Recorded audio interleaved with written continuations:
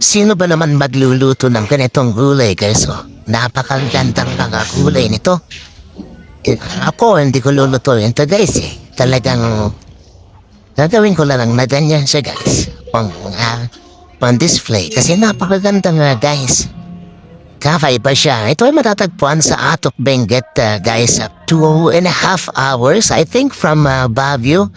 Kung ita-drive mo ito from Baguio to Atok, medyo kailangan kilala mo yung daan, guys, kasi magkabilay, bangin. Napakadelikado ng daanan yan. So, kailangan pumunta ka ng mahaga at huwag yung gabi, guys, kasi of course, while na di mo kilala yung daan, medyo delikado talaga dito, guys.